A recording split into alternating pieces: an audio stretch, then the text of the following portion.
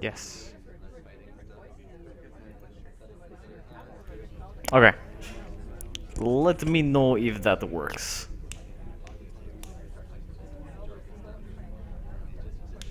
Does it ser-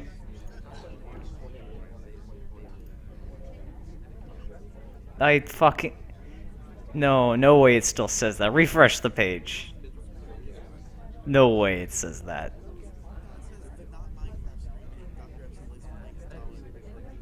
Katawa Shoujo. Hey everybody, it's Katawa Shoujo time. I hope you enjoy. Yeah. Voice changer. Alright, so you can hear me through the stream, correct? Yeah, I had to turn it off and turn it back on.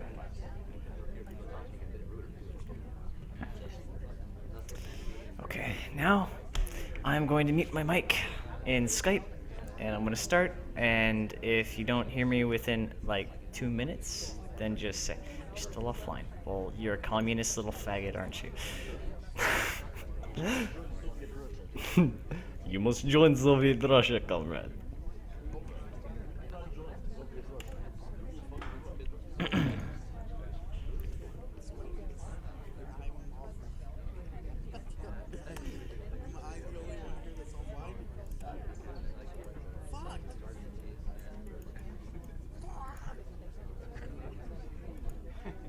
Its big windows open to the courtyard towards the main gate. It's the cafeteria! Her enthusiastic statement of the obvious makes people around stare, but Misha doesn't seem to care, so we proceed to the line. There's a rather long list of menu options, which seems great until I realize that many of them are to accommodate students who need special diets.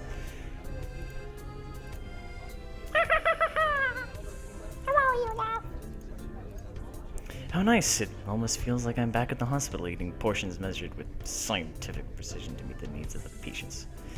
I pick something at random and follow Shizune to the table, sitting opposite of her. As I nibble indifferently to the food I'd rather not eat, Misha pokes me in the side to get my attention and points to Shizune, who proceeds to stab me with her scissor hands. I don't understand signs, so the point escapes me. Maybe looking at a person who talks to you is proper and polite? Do you want to know something? What?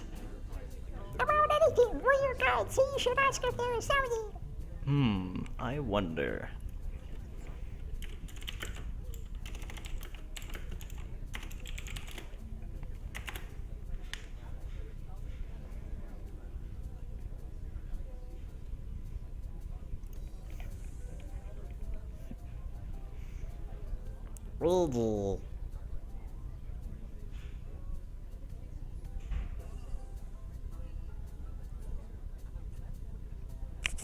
Okay. Shizune intrigues me, and I kind of want to ask something about her. But I can't really ask something that personal, can I? I can't come with anything else to ask, so I just focus on my food while the girls talk between themselves. Misa and Shizune sign back and forth animatedly, throwing sideways glances at me, but Misha refrains from translating. Maybe they're talking about secret girl stuff or something, like feminism or oppressing the patriarchy. I quickly notice this conversation in sign is not enough to fill a silence.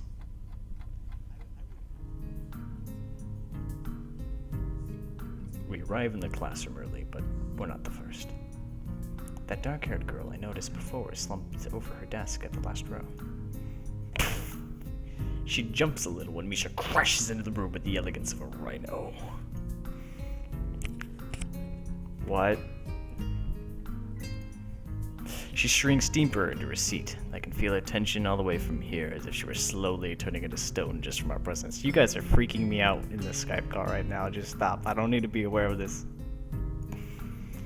Misha and Shizune either don't notice or don't mind it as they walk directly past her to their seats and begin to converse.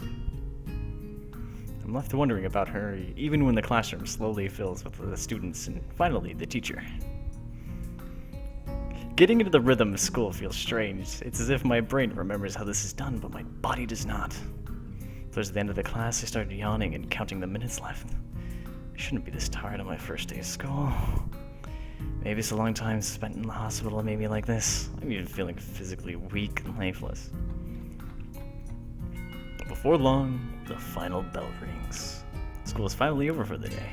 Beside me, Misha and Shizune are having a short conversation. After a bit of deliberation, Misha turns to me. Unfortunately, we cannot stay and show you around today, Hee-chan. We've got to hurry already since there's a lot of work for us to do.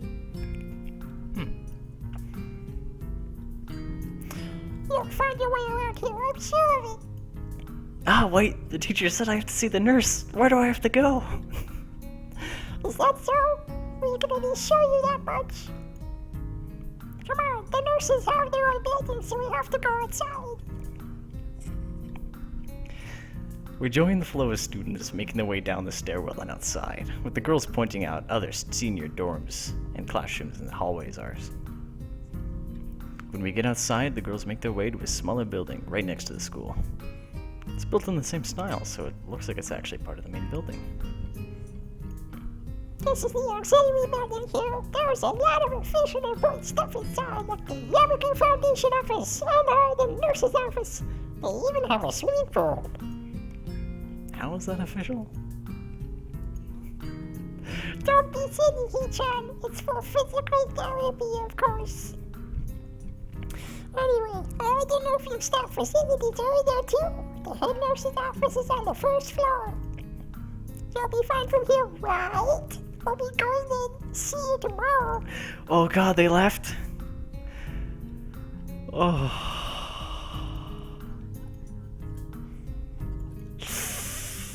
Thank god they left. Yeah, thanks. Bye. A whole building for stuff that has nothing to do with actual education? I guess it's necessary for a place like this. I walk in, hoping that this really will be only a quick visit like the teacher said. On a white door to the left is a green cross with the text head nurse and a nameplate. A voice from the inside responds to my knock almost immediately, but I can't quite make it out. I'm gonna turn up you guys a bit. You guys were messing with me so hard when I was talking, because you're talking about other people joined.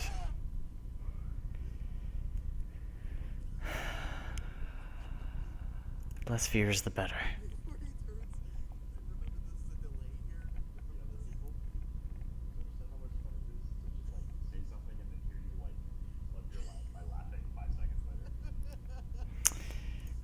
Okay. Yes, and I don't like that. You guys are tools. Y'all are tools. Right. The room is not large and it smells strange. A friendly-looking man turns around in his office chair to face me as I enter. His desk is neat and tidy, but the bin under the table is overflowing with used medical utensils, and there are these bedazzled coffee cup rings lingering on the desk. Alright guys, what kind of voice are we doing for the little doctor? What about the Russian voice? We thinking a Russian voice for the doctor?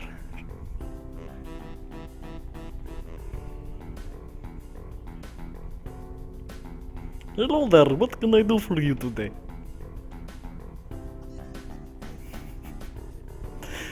This delay is so weird. Alright, this is so weird. Alright, what voice am I gonna do for the man? Russian voice for the smiling doctor. Alright. Hello there, what can I do for you today? He's a young looking and sort of rugged, but the dimples in his cheeks wash that impression away when he smiles. Are you the nurse? He smells like a person who's heard. Oh wait, no, that's not it. Why, yes I am. It says on the door, no? You can call me by my name or just the nurse, like everyone else. They're dead now. I suggest you don't call them the nurse. Of course. I shake off my confusion, realizing I probably should grab his extended hand. That's not his hand, it's his penis. Don't do it. His handshake is rather firm and friendly. We do some ball cupping. Right, I'm a new student, and my homeroom teacher told me to come and meet you. My name is Asao Naki. His eyes light up with revelation, and he snaps his fingers. Are you that Naki? I was just reading your file in the morning. Some kind of chronic arrhythmia and related congenital heart muscle deficiency, right? He gestures me to sit down in a vacant armchair in front of his desk. Yes. Good. Well, you've probably been briefed about this school long enough, so I go over this quickly. We have many facilities available, mostly physical therapy and such. There's always someone from my staff around, even at night, so never hesitate to shoot us if there is a problem. Here, call us. Shoot us a call. With a gun. The famous 24-hour nursing staff. Wow. This is like a fucking hospital. Well, not exactly. For instance, we don't do brain surgery here. This joke feels so out of place that I'm left thinking why you even said it. Yeah, just that it's really weird to have so many medical people at school. Oh my god, what are you guys doing in the chat? Don't say my name! Ah!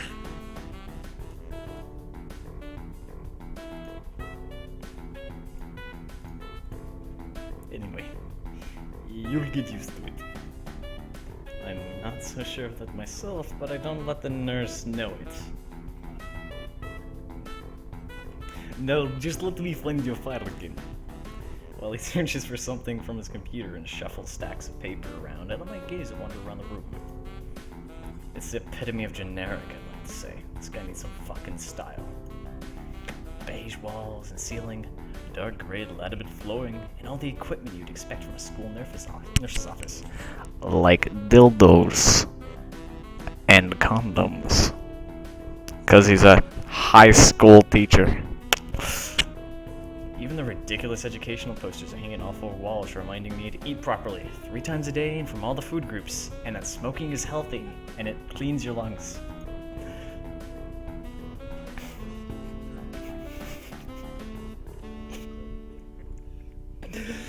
Smiling, you guys are messing with me. The nurse draws a thick file from a stack of similarly thick files and openings. That's it. Alright.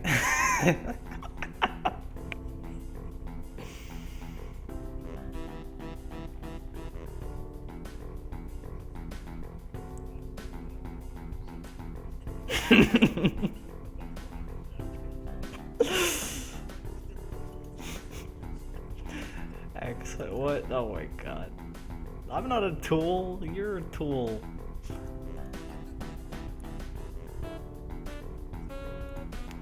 How long?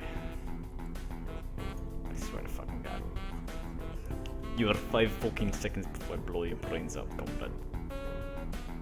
5, 4, 3, 2, 1. Bang. Bang goes the dynamite. Savage. Savage. Savage. I wonder if Twitch would take me spamming my own chat. Oh god, no, no, no! Holy shit, scroll up! Holy shit! Holy shit! That was 1 second! I actually just tapped it! I tapped it and held it for 1 second and let it go.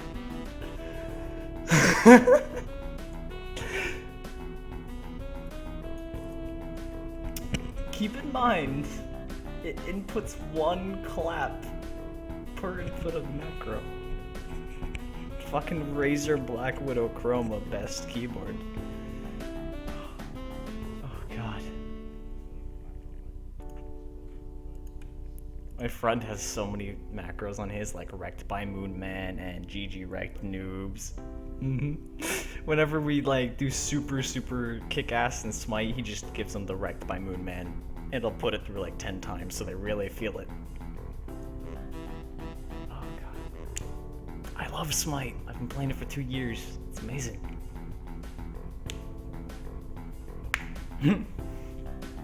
So you're back now. Well, unfortunately for you, the patriarchy has moved beyond your interests. Look at the chats.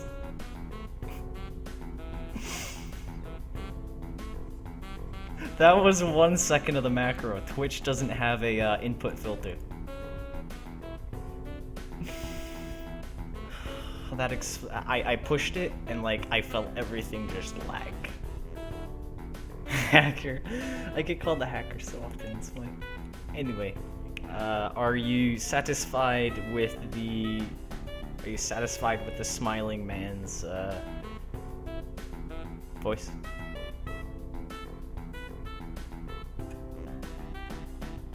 Are you satisfied with the man's voice? Okay, bye.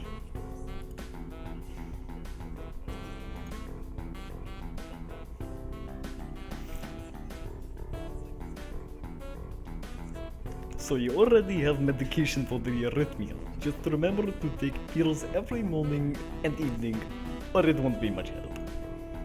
Apart from that, do you do any sports? Dry stuff like, I don't know, boxing? Kangaroos? Fisting. Oh, you do lots of feasting. Okay. He grins to his own joke, but I don't. Well, I played soccer occasionally with some classmates. Alright, I'm afraid I am going to recommend to refrain from doing that. At least for the time being. Oh. My lack of reaction makes him raise an eyebrow, but really I'm not too bothered by him forbidding me to kick a ball around. I guess I never did it out of burning passion for the sport, just to have something to do.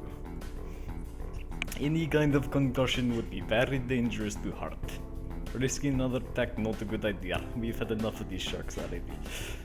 Was the previous one caused by a sudden concussion to chest area? There is no mention of the cause in your papers. Sex. Lots of sex. Lots and lots of sex. Not exactly. I sidestepped the question acceptably, and he glances at me over his papers with a more serious expression on his face. Still, you need to keep body healthy, so exercise would do you good, lots of good. We have physical therapy and as available as I said, but I don't think you need such heavy measures. I would suggest sex, but it's the cause of the problem, so maybe lots of butt sex. Just get some light exercise regularly with the butt sex. Brisk wall or even light jogging, jumping rope, that sort of thing. Swimming maybe? That's bulkier. Butt sex. So I was told. You were? Very good. At any rate, I'm sure you've been told this before. You just need to take care not to overexert yourself. Ah, fuck, I'm not doing it in the voice. At any rate, I'm sure you've been told this before. You just need to take care not to overexert yourself. He wags his finger to emphasize the point. Ah, fuck, no need really. I've heard this 1,000 times already. Butt sex, butt sex, butt sex. More butt sex. Absolutely no unnecessary risks. Take care of yourself. Use protection. Okay. He goes up for my papers one more time and sets them on the desk, obviously content. Good, that's it then. Call meet me if you ever need something. Fight me. I'm ushered out before I even realize it. A quick visit indeed. I end up standing in front of the main building and the auxiliary building, although to my eyes they still look one and the same. It's the first real look I get at the other students, so I watch people coming out of school gearing towards the gate or the dorms. And then I realize that they're zombies. They're all zombies. Everyone seems to know where they're going. And I keep thinking that most of them don't look too special for being students at a special school. But again, neither do I, and I'm obviously the most special of them all. Does that make me one of them? One of us? One of us, one of us, one of us. What? The what? Dead?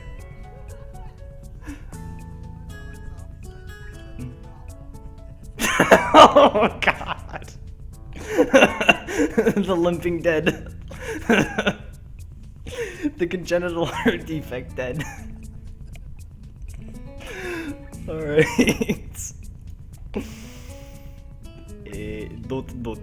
Many dots. I should go somewhere to prevent me from getting lost, no? It's around dinner time, but I feel tired instead of hungry. The weariness in me only grows as I trudge towards the dorms, set a little way apart from the main building complex. There is a garden of sorts between the school and the dorms. Shrubbery, flowers, and that overbearing smell of fresh-cut grass that fills the atmosphere. It dawns upon my tired mind that the smell feels novel because I haven't been outside at all for so long. Stop it! The dorm building is big and made of red brick. Like the others, it feels way too pompous for what it was. So I push forward, going inside, disregarding the creepy faces of the autistic victims on the walls. It takes more time than necessary to fish out the key I was given from my pocket. Perhaps I have some kind of motor disorder. My spinal cord is crunching in on itself, receding lower and lower till it comes out of my butthole. Save me. Room 119 confirmed has sounded 9/11. Has sounded 9/11!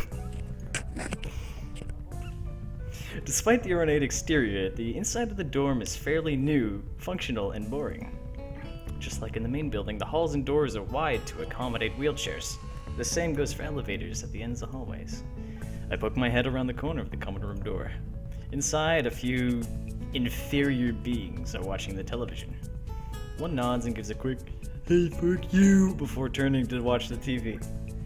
It seems that only the girls around here are sociable. I suppose that's perfectly fine with me. I climb the stairs to the upper floor. Here, small corridors branch off from the main hallway. Each of these minor halls seems to have a toilet, a shower, as well as 4 rooms. About halfway down the hall, I spot room 119. The nameplates on the rooms adjacent to mine are blank. I guess there are just 2 of us here. Light shines from below the door of 117, so I knock lightly. Hello? Is anyone there? From inside, I hear a few movements, and then the clicking of way more locks than I thought this door had. After a moment, the door squeaks open. Boom! A bespectacled boy is standing in the doorway. He's looking at me very intently through his extremely thick glasses. Who is it? Blind? No, at least like, not completely blind. Would he be wearing eyeglasses if he was? He leans closer to me until our noses are almost touching. His breath stinks of garlic. His sound Nakai. I'm moving into the next room. I thought I should introduce His face suddenly brightens in realization, and he stands back upright, thrusting his hand out in a smiling greeting almost straight to my diaphragm. His Hulk strength launches me across the hallway, and I die. Oh, sup, dude? Name's Kenji, though. Ah, hi. I take Kenji's sweaty, meaty man meat into my hand and shake it, still a little rattled by the sudden change of attitude and vehement welcome. There were some pretty suspicious looking people going in and out of your room earlier, man. It was probably my parents. Your parents? You sure? They could have been some other people too. You can't judge a book by its cover. His out of place proverb is left hanging between the 2 of us awkwardly as I try to think of some way to respond. I'd say the chances are high enough. He shudders and makes some exaggerating hand gestures. You a brave man himself. Me, I don't think I can trust the chances. The only one I trust is myself. Does that mean I shouldn't get to know you either? He thinks about this for a while. A wise decision. Damn, man, you smarter than you look. I hope you ain't white. Probably. Hey, what you look like? I hope not smart, or white, or a feminist. He squints his eyes and leans closer again. But I lean backwards to dodge it, and we begin our game of tag. Never mind, it don't matter. With that, he turns, fumbles around for a moment to search for the door handle, and shuts the door behind him like the blind son of a bitch he is.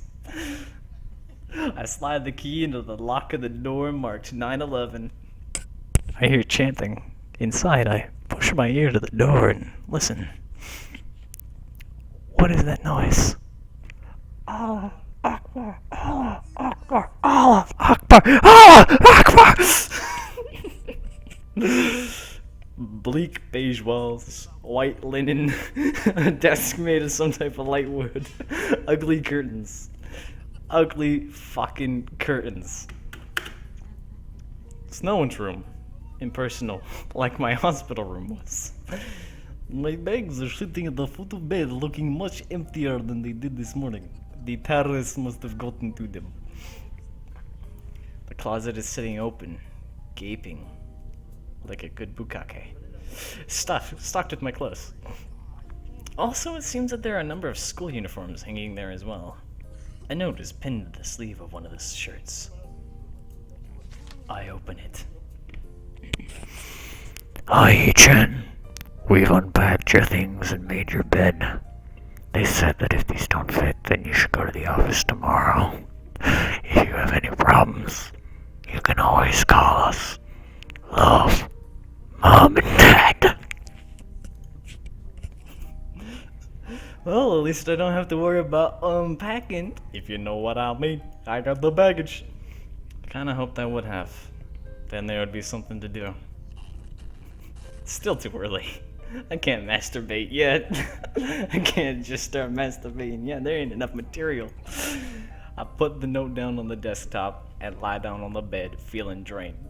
Mate, if you put it down on the desktop, then why don't you play some video games on that desktop? Come on. Lying there makes me want to read something, but I have nothing with me. I wonder if the hospital conditioned me for wanting to read when I have nothing to do. Read? I wonder if the hospital conditioned me for jacking off whenever I have nothing to do. The restless urge just keeps growing till I have to stand up. It's too hard? Maybe it's stress or something. I can't get it down. I was pretty nervous about it before coming, and for the entire day, too. I still am, I think. This thing's too big to be safe. Damn, I have to distract myself somehow, so it won't be this unnatural at the time. Tomorrow, I'll go borrow some material from the library. Yeah, I'll do that. But for now, it's time to have a party, baby. I pick up one and shake it just to hear the contents rattle inside, and then read the pharmacy label. Damn, man, that is some high quality material. It's a lot of Adderall. Sanaki, 2 tablets daily to stay alive. It doesn't really say that, but it could just as well. It's kind of twisted, having your life depend on chemicals like this. I resent it a little, but what choice do I have? With a sigh, I begin my new ritual of taking the right number of Viagra from each bottle, being careful to check the correct dosages so I don't end up with too big of a schlong. It's sore. I lie down again, feeling hollow and uncertain. I just jacked off to Guru. That's not okay. I wonder if I still have my humanity, and I lay there, staring at my blank, unfamiliar ceiling for a long time. And I stand there, staring at my bed. And then it goes dark as I stare at my bed. My bed does not look any more familiar, not even as the darkness falls and long shadows draw across my room like fingers. Why the fuck am I standing here looking at my bed with this massive erection? I could be doing something productive. I smell the sheets. They're a little bit more comfortable than I thought. Warm and moist-like against the chill that passes for the room temperature here. Soon the lighter shade of moistness that is the ceiling looks like every ceiling does at night, and it becomes the only thing I recognize anymore. The night. The night beckons me to sleep, and I feel the coldness of unfamiliarity and fear creeping up my spine once again. I keep drifting farther away from the world I once knew. Goodbye, darkness.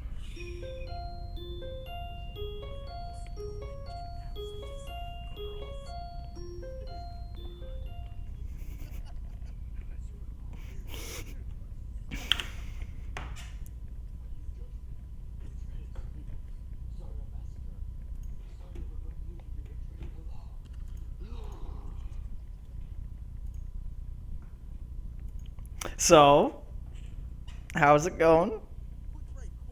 Yeah. We finished a chapter, and now we gotta regroup and talk about this shit. I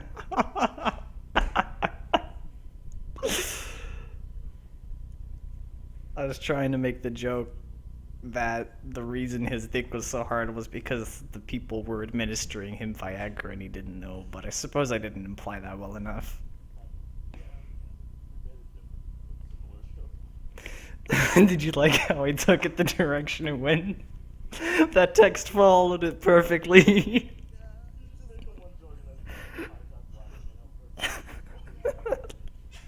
This is my third time playing through the game, and I've watched it twice before, so I was like, okay, this is gonna come up and I gotta make that line.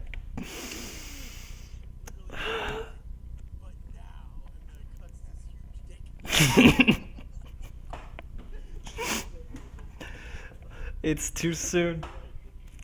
It's too soon. Oh, why does Twitch have to be such a fucking party pooper?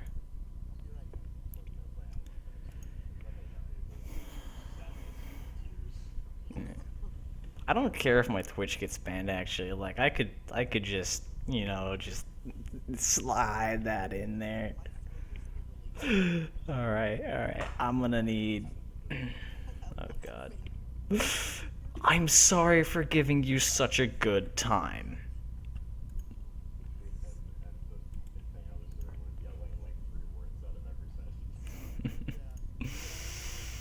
When you were saying the words from the sentences I read previously, it was messing me up so badly.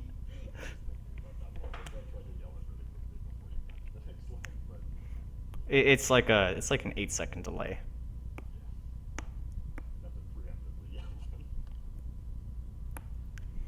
Yeah, that's a pretty significant delay. Anyway, I'm gonna wash my hands because I feel sticky from all that masturbation joke I was doing.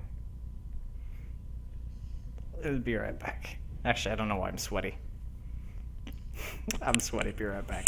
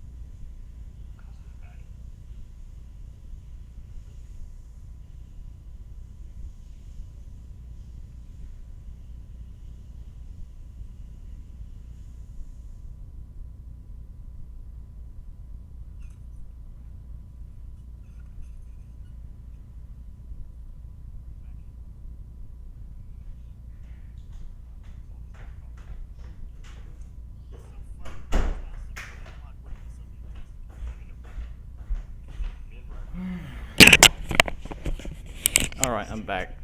So anyway, that thing with Kenji. How'd you like the Kenji?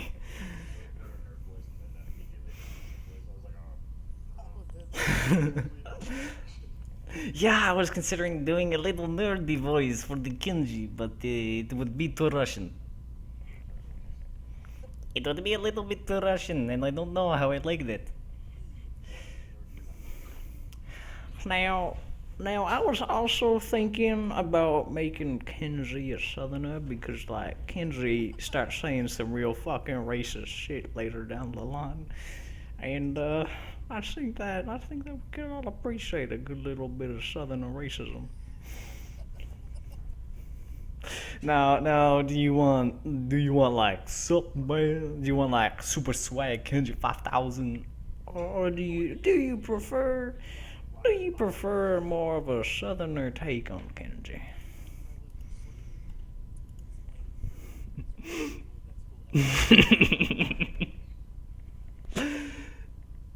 The voices. The southerner accent always manages to find its way into various conversations.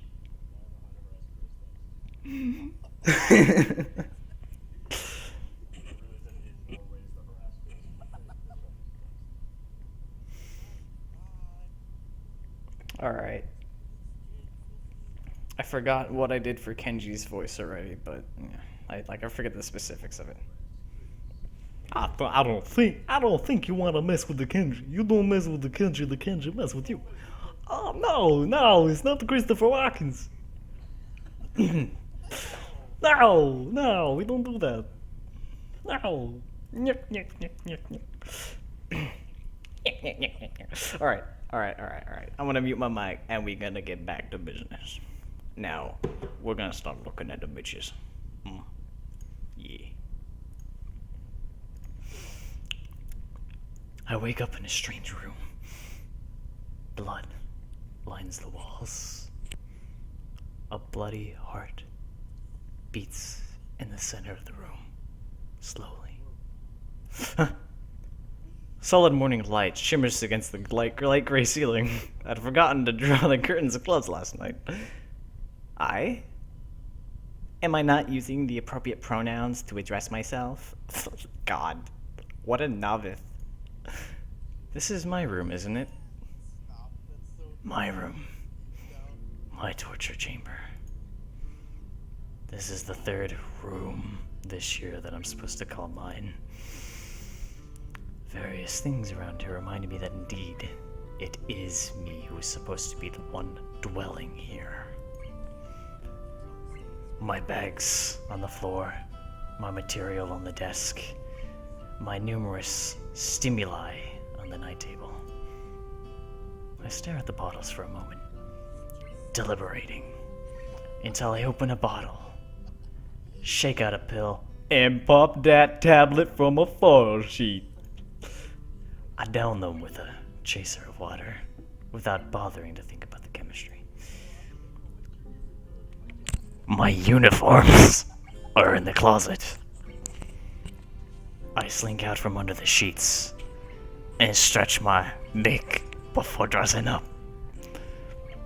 Putting on a new outfit feels like dressing in someone else's clothes. The artificial smell of generic detergent invades my nose, but the feeling of fresh cloth against my back is a good one. A natural one. It feels like an outfit as it should. It's not much different from what I used to put on before. That goes for some other things too. So far this place seems more or less like a normal school. Except for the people. The fucking people. I think back to my talk with Kenji yesterday. Misha's constant laughter, and Shizune's sweeping sign language gestures. Well, I've only met 3 students so far. Maybe they aren't normal, but I'm sure others are. Or perhaps people like them are what passes for normal around here. Yeah, what does pass for normal around here? What's a white person to do? I don't see a lot of kids hanging around after classes yesterday, so maybe there's some clubs. I wonder if I should join one.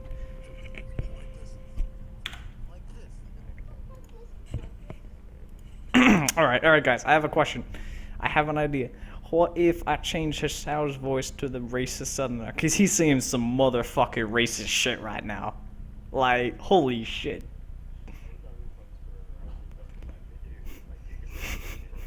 The fucking clothes were perfect. Alright, I'm gonna change this out to a dirty little southerner.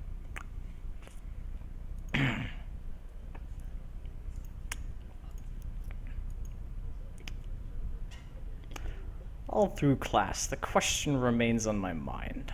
So I decide to ask the shizzle nizzle about it when we split into our segregated groups. After all, she did say if I had anything I wanted privilege, I should ask her. Tits.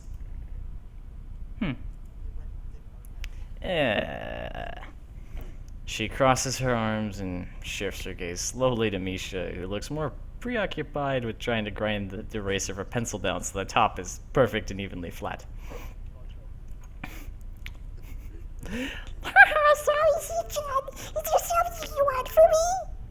Oh, I see. That's a good question, Hee-chan. My first thought is that she means she doesn't know, which is worrying. Maybe I'm being too negative. Anyway, Misha, please don't prove me right. Don't prove me right. I can never be right. Oh, that's right. Everyone is encouraged to join the club. A lot of people do so because there isn't really anything else to do. There are also school events like the festival coming up in a few days, the Butt Sex Club, the reading about pornography. Almost every student in school tends to help them out with it or doing whatever. So you actually transferred in at a busy time. Maybe you can help out too.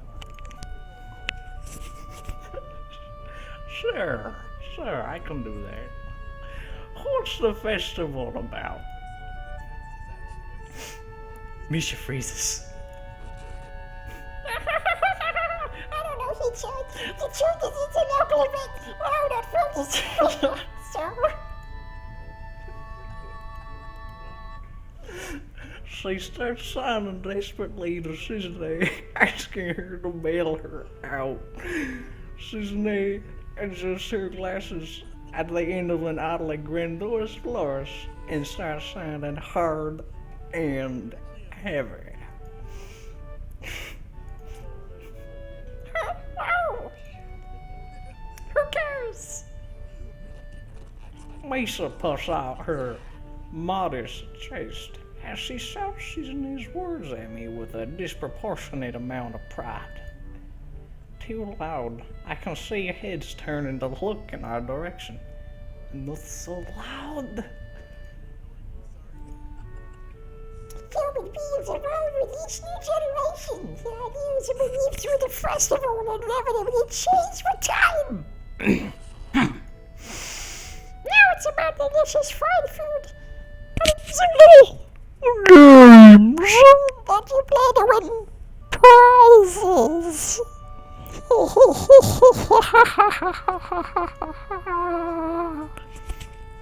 The teacher clears his throat very loudly, batting his long wooden pointer against his other palm like a baton. He shoots a pointed sexual glass at us. Finally noticing where we are, Misha stifles a yelp and quickly quiets down. Suzume doesn't seem embarrassed at all, though, brushing it off without a care. We are in the middle of class. It just starts working. That's right, Hee-chan. What? That's right. Hee-chan, are you asking because you're interested in joining our club? It could have been my eyes playing tricks on me, but I think I saw a suspicious glance exchange between the two of them. Misha's tone has also changed, although It does that every other word anyway. Yeah, I was thinking about it. Mesa and Susanne look at each other again. I'm starting to think they're into some kinky shit, and honestly, I don't mind. I'm about to ask what they have in mind for the butt sex when something dark flutters my peripheral vision, catching my attention. Out of the corner of my little eyes, I see the girl with long, dark hair get up from her desk and slip silently towards the door. It doesn't seem like she was working in any group, and no one seems to notice her but me. I shoot a glance at the teacher, who's also looking like he's in some serious heat. I see that man meat, and I think that is hungry.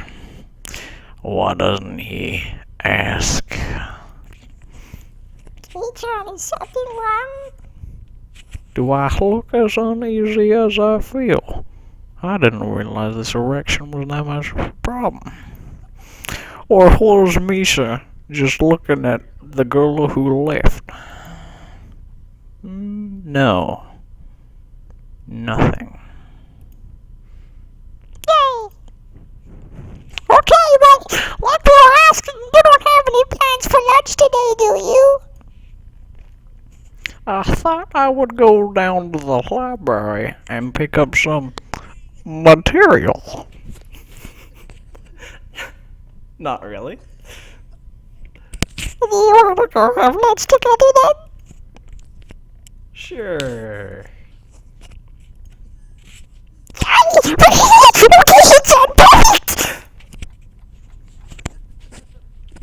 The rest of class passes uneventfully. The girl with the long hair never came back. Before I have the time to put any more thought into where she could have gone, the teacher informs us that it is time to stop working. Susanne looks a little more than annoyed that we just barely managed to finish all our work on time. I'm just glad we finished it all. It's not a contest or anything. Yes, it is, John! Impossible. Really? Really? I've noticed this before, but it's kind of funny how Misa is always moving her hands and signing not only everything she says, but what anyone else is saying at a given time. Obviously, it must be so Susanne can understand it. Her eyes dart back and forth between Misa's hands and me. I don't know who I'm supposed to be looking at. I'm talking to Misha, but that might be wrong. Maybe I should Plow Susanne. I'm used to looking in the direction of the person whom I'm plowing, But really, Susanne can't hear me scream. But it will be disrespectful to talk to her only through Misha. Then again, isn't that what she's doing? No, if she's at least trying to plow me from behind. This process is a little bit confusing and will take some time to get used to. I'm up to trying new things, you know. I don't judge. It's not a contest, because contests are competitions over a prize. If there's no prize on the line, then it's not really a contest. Susanne's eyes flash dangerously with a competitive sexual glare.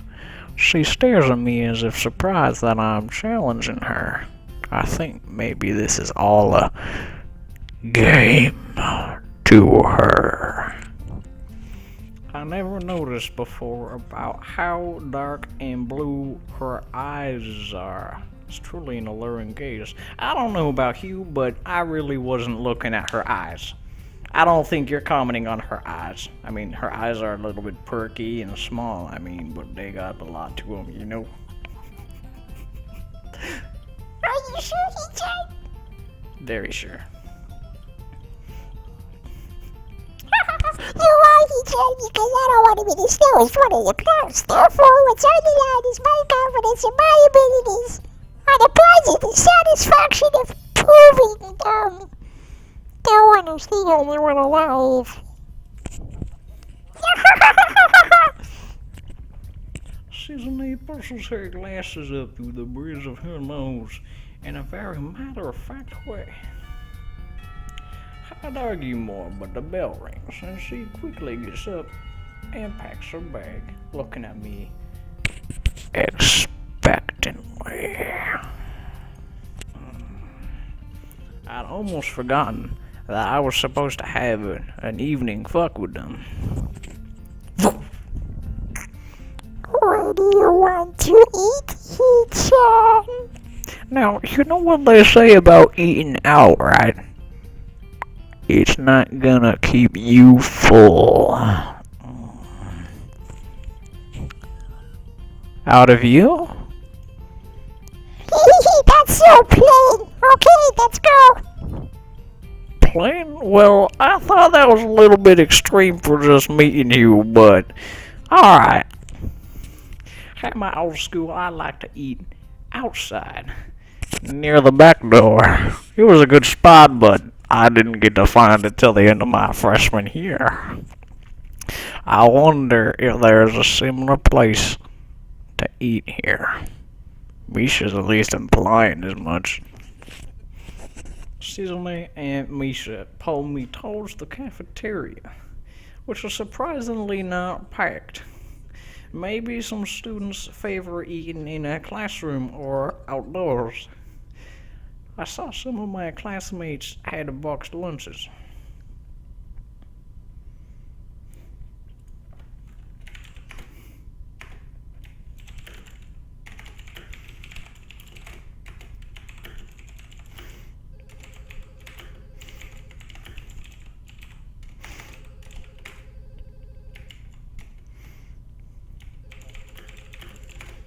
He's calling me. He's calling me on fucking Steam.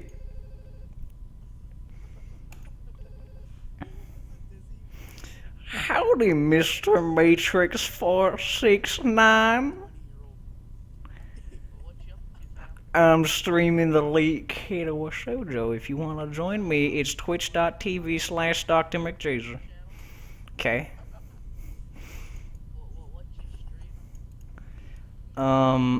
I just told you I'm streaming Katawa Shoujo. Yeah, deal with it. Oh my god.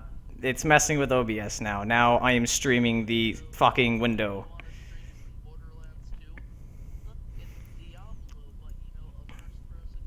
Sure, but I'm in a call with a couple of my friends streaming the Katawa Shoujo, so maybe later. Maybe later. I am, aren't I?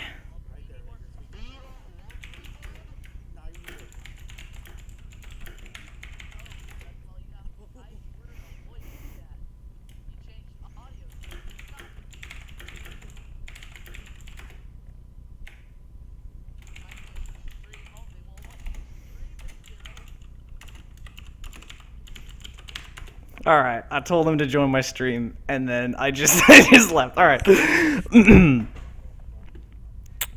After we finish eating, Misha picks up where we left off earlier.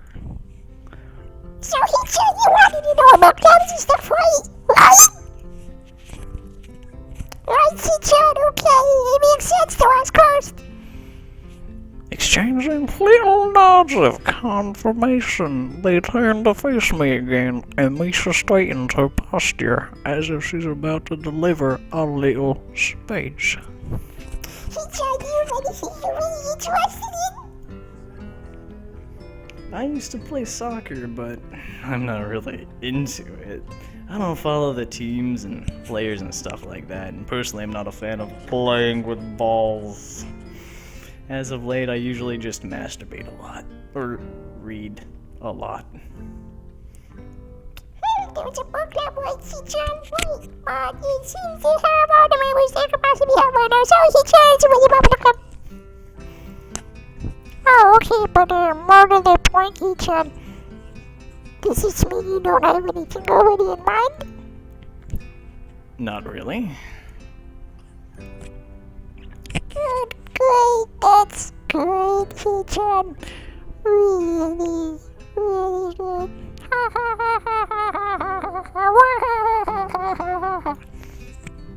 Why is it so great? No reason. Well, Hee-chan, other than clubs and the upcoming festival, there is one other thing. Right back. No, never mind. I'm fine. Student council.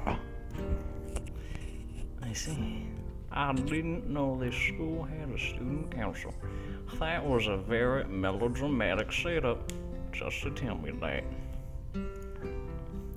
I'm pretty sure the two of them know this, because Susanne looks a little embarrassed about it, and Misha's laughing.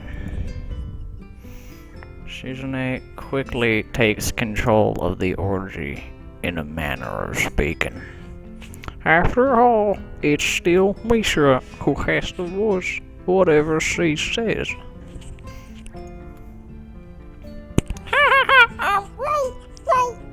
Right. Hee-chan, you should totally join the student council. We could use more people, yes. Definitely.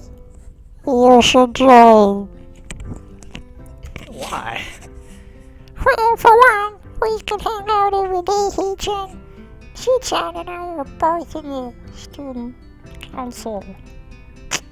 Actually, Hee-chan is the president.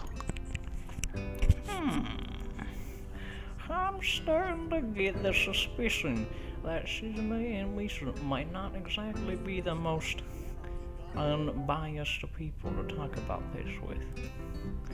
As if reading my mind, Susanne quickly adjusts her glasses and says something to Misha.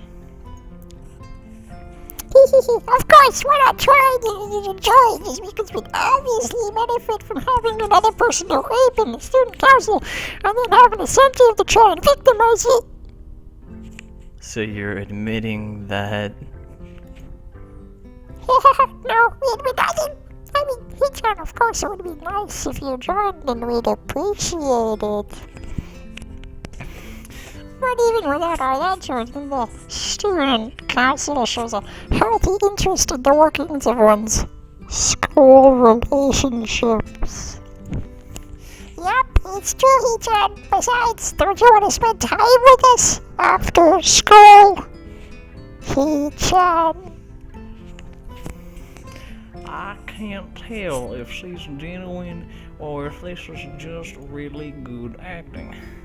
Both of them seem to be trying hard to try and look their cutest, although they are pretty cute to begin with.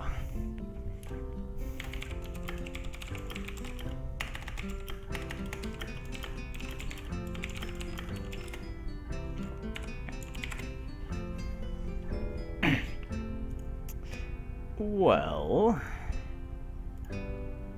So it's settled then. Welcome to the student council, Hee-chan. What? No. See, Shi-chan. Of course it wouldn't go so easily. Yep, that's right though. Of course it would be boring if it were that smoothly. Alright, Hee-chan knows me standing now. You were betting on it? Hey, my life is not a game here. Susanne seems very intrigued by this when Misha signs it to her. The aggressive glint returns to her eyes. That's interesting, Hee-chan. Let's play a game. That's not what I said. How about strip chess, strip poker, Hee-chan? If you lose, you'll have to join the student council. No, absolutely not. Why not? Well, because you two both have the same incentive and therefore the same goal, which is to get me to join the student council, right? Yeah, that's not really my goal. But what this means is both of you can double team me, and I can be at a clear disadvantage, so I will have to decline. He-chan, I am very offended. Are you saying that you don't trust us in it? No one can hear you scream. Sorry? It's hard to tell where Shizune's influence ends and Misa's thoughts begin. And In order to atone for hurting a young girl's feelings, you should definitely join the student council. No! How about a game of power struggle? Power struggle? Yes, it's a game they play in America. You make candles, and then you strangle them. Isn't it cool?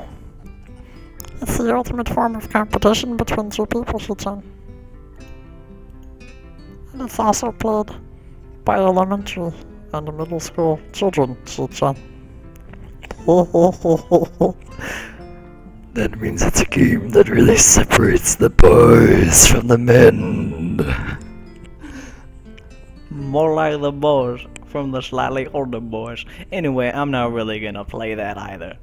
The fact that you know about it means that you're probably surprisingly good at it.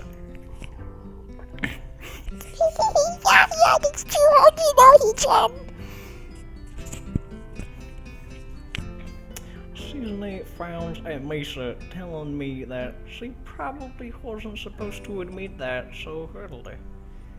I wouldn't say that I'm happy with their attempts to get me into the student council, but I'm a little curious about what the student council does here. I've never been on one before, or even known anybody who was a member, so it interests me. I also kinda like Shizune and Misha, so maybe it wouldn't be so bad. Okay, He-chan, how about risk the game of world domination? I don't know what that is. I don't know what that is. It's really fun, He-chan. You fight for control of the world with armies and everything. And torture. Sounds like Shizune would be good at it. If you want to play, you cut off the school. Ah, really, Shi-chan? You can play just for fun, He-chan. Shi-chan hasn't played in a long time, so if you want to, there are no strings attached.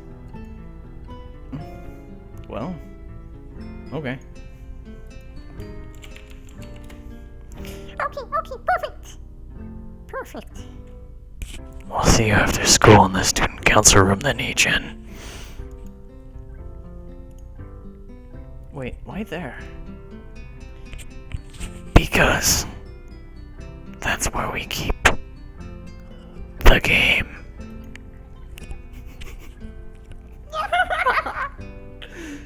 I grimace to tell them how much I do not like this, but it's more for show than anything else. So, in the end, I agree, but only after getting Shizune to acknowledge that I don't mean anything concrete by taking a look around to play a game with her. Lunch ends and we go back to class. During afternoon classes, the long-haired girl comes back and sits in her seat without a word. Again, no one seems to notice, or if they do, no one says anything. I want to ask Misha about it, but I don't want to be noisy. After school, Shizune and Misha quickly find me by the first floor lobby and lights onto me, covering each flank in case I might try and escape. I feel a little bit oppressed, but I've been considering it. Nevertheless, I am a bit disturbed that enough people have made a break for it in the past that they're on their guard. What's with the escort? This doesn't make me feel very comfortable. In fact, it makes me feel like a dangerous prisoner being transported to his cell. That was so right, he said. That's right, we're just going to Play a game of Risk, remember? I don't know, Misa. This all seems a little sinister to me. I start thinking that when we sit down to play the game, they'll tie me down and torture me till I agree to join the student council. Well, that's highly unlikely, but still, for some reason, it just seems like it'd be so fucking good. Getting to the student council room is as simple as turning 2 corners from where we started. What? That's it? This makes you guys being so on top of me seem so silly. Why are you oppressing me? Fucking patriarchal shitlords. That's not true, Hee-chan. Hee-chan says that when their life is threatened. People have shown the capability to pull off superhuman bursts of speed. Life threatened? Her expression unchanging means to say something amusedly to Susanate, who makes a baffling face and puts her hands behind her back, looking pleased with herself.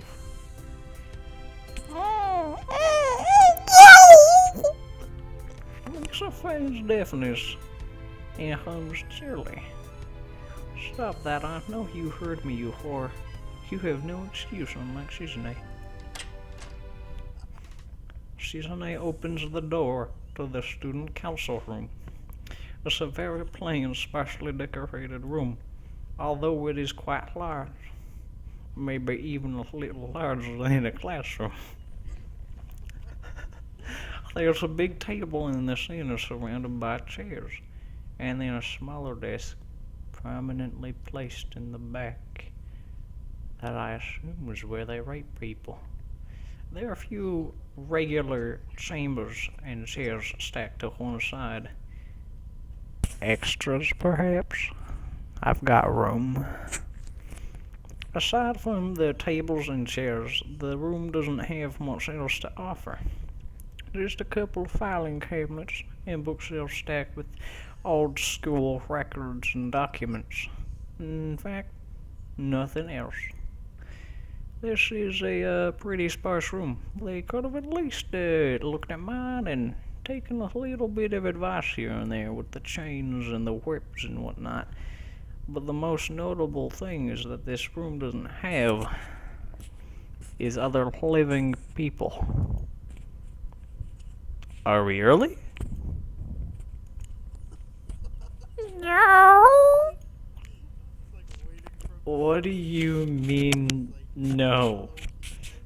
Is nothing else? Is nobody else coming today?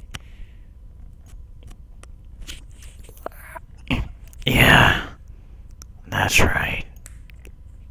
Before I manage to ask why that's the case, Susanate claps her hands together very energetically.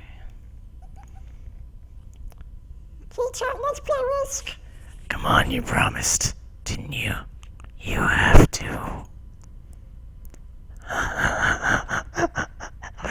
Okay. Do you want to know the rules? You can explain to you while we set everything up. While Misa is talking, Susanate takes out what looks like a board game from behind one of the filing cabinets and throws it to a table. Actually, this looks kind of arousing.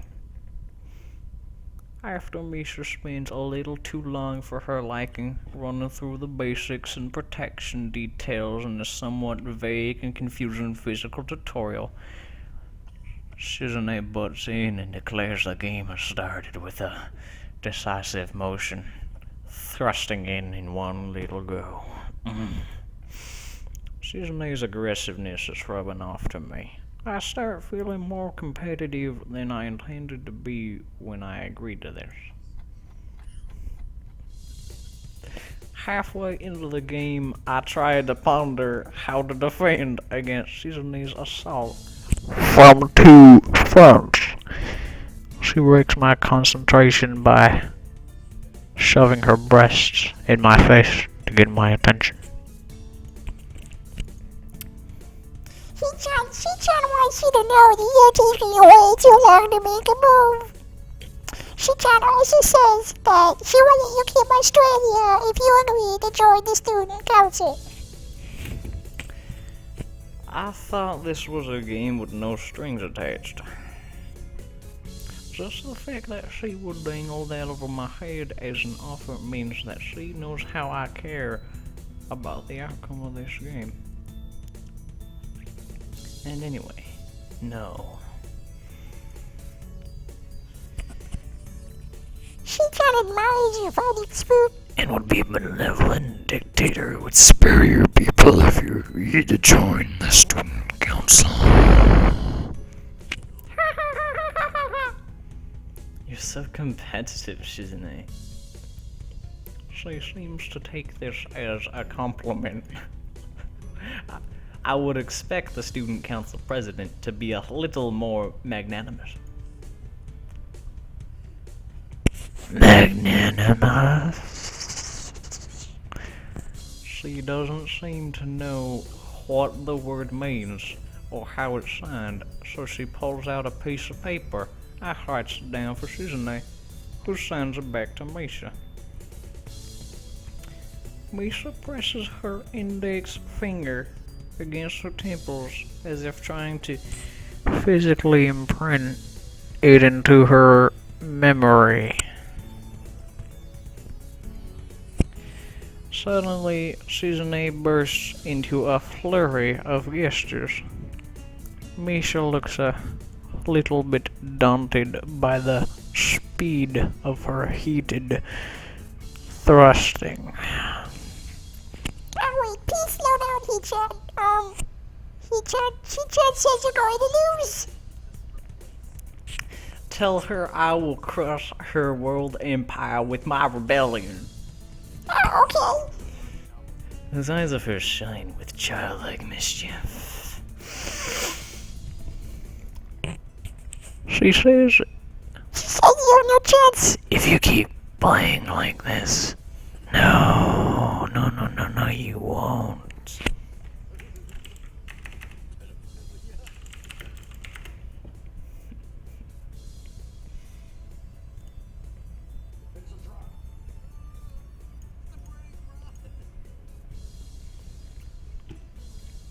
So it's a trap? Okay.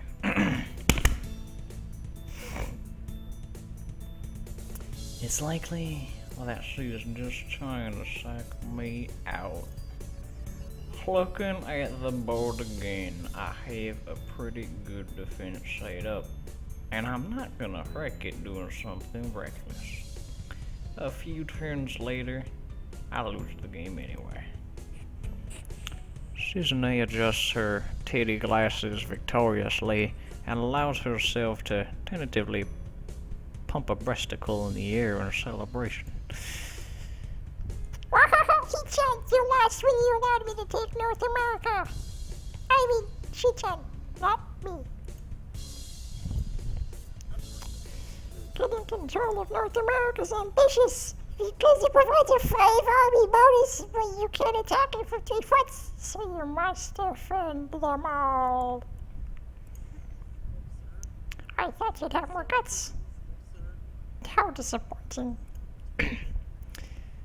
Ambition, Ichan. Your play needs to be a little more daring. Ambition.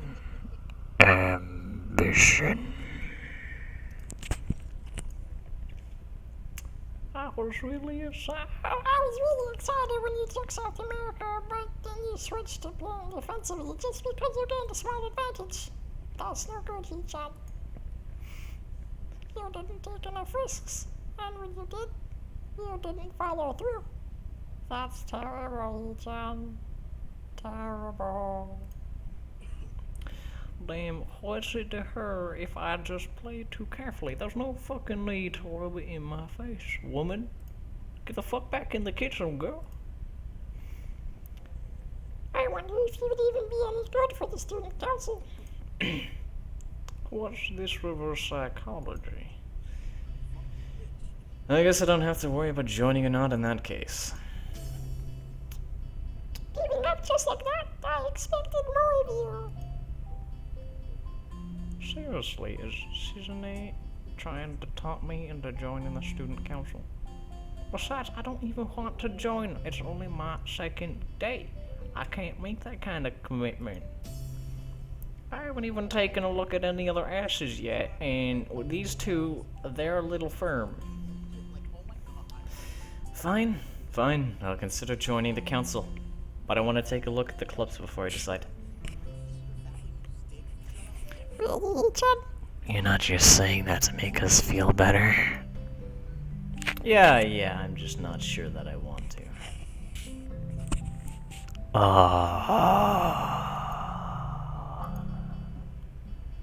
Okay, Hichan, but we're not gonna give up so easy.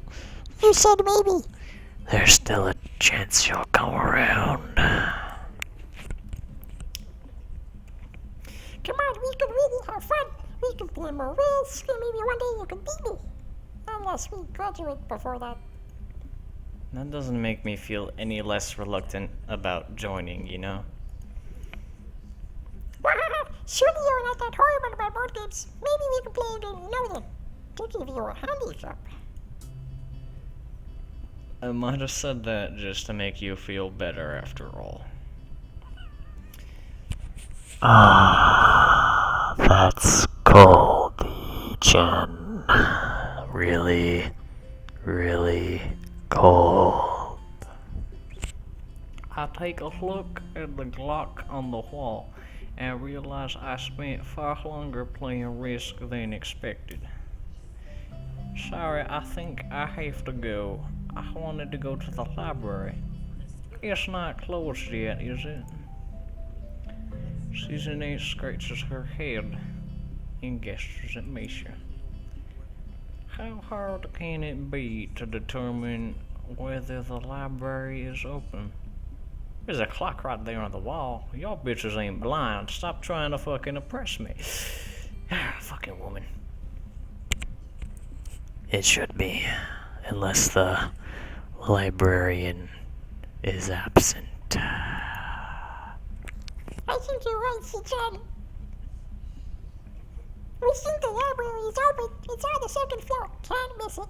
Do you want us to show you where it is? No thanks, it's okay. See you tomorrow. Bye-bye. One flight of stairs up and I run into problems. The second floor hallway is a carbon copy of the third floor one.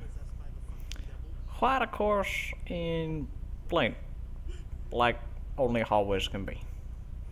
The problem is that the library's whereabouts are not as easily determined as one would think. The classrooms are marked with signs stating which class they belong to, but then there is a plethora of other unmarked rooms. Is the library one of them, or is it somewhere down the hallway? I bet on the latter and choose my direction at random because fucking men have white privilege and we can do that. After I turn a corner, an unmarked door draws my attention because it's not closed. When one door closes, an incognito window opens. It's not open either though, just barely ajar so that I can see it's open and nothing else. It would make sense for the library door to be invitingly open. And while this one is not quite that, it is good enough. At the very least, it means that someone's inside, and I can ask for directions no matter how embarrassing that is. I gingerly push on the center of the door with my fingertips every muscle in my third arm ready to pull back at a moment's notice. The feeling of being an outsider to this school can't be shaken from my mind. So much so that I instinctively fear doing something wrong by entering. The door slowly creaks as though a fat narwhal of a woman groaning from a deep, deep sleep. Though this is most interesting than I anticipated. Leaning over and poking my head further inside to gain sight of the room as fast as possible. The meek "Hello" on my lips is quickly snatched away. Hot damn! Woman of a woman. This is not as I was expecting. I mindlessly let door open to full extent, taking in sight of our solitary figure taking center stage in otherwise abandoned room. The situation steals many voices, leaving me standing at doorway, staring at the beautiful girl. Oh, okay, Cecile just got a little bit confused. Alright.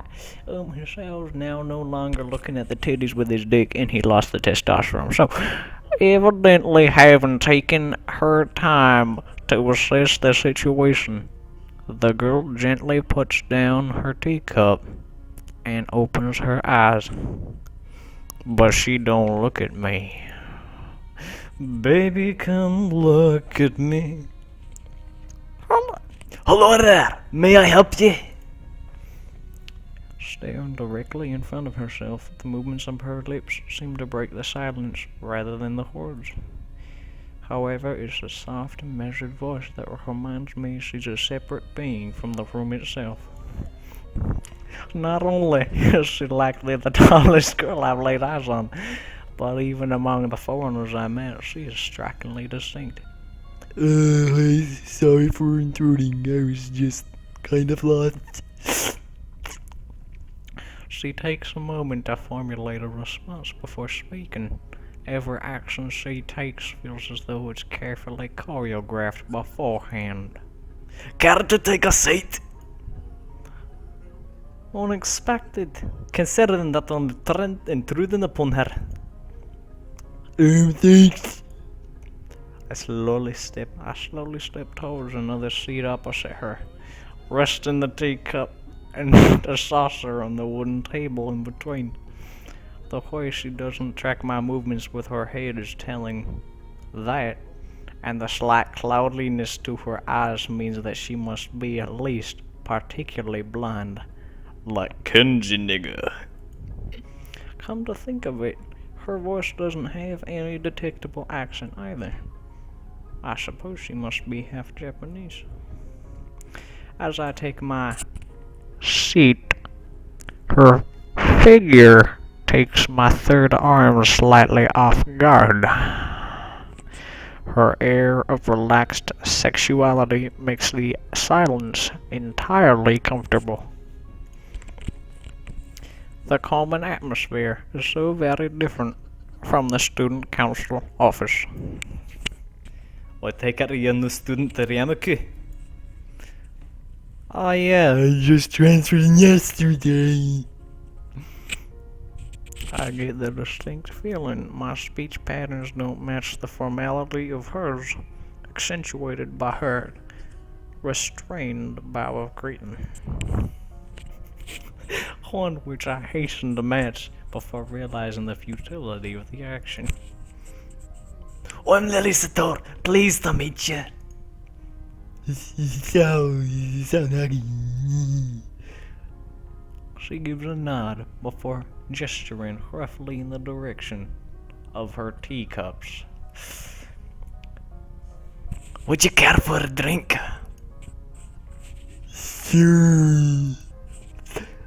As much as it pains me, I can't keep step with her formality in the proceedings. She gives a kind nod taking the request in stride. Without another word, she steps off the chair and prepares a second cup of tea from a collection of supplies laid out along a shelf. A brush here, a brush there, her left hand often slightly touching the side of whatever container she's pouring into. Seems to be a process she's followed dozens of times before.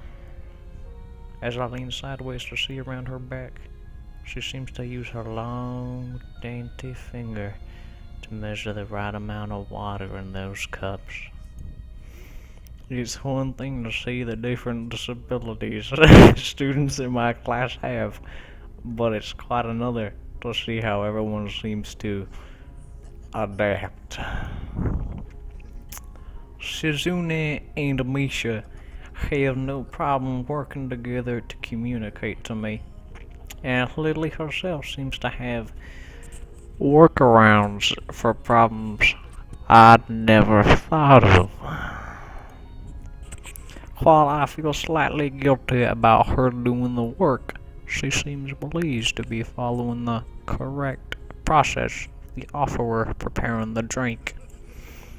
So, Her soft voice brings me out of my silent observance. which room are you looking for? It's not often this classroom is visited after school. The school library. Isn't me. I mean, some classmates told me it was on this floor. She finishes pouring the water into the teacup as she nods, a small metallic tapping coming from the teacup, indicating it being stirred. I'm aware of Miss Sakamichi, as are most students. To be with them means that you're in class 3-3, no? That's right, in the science room with Muto.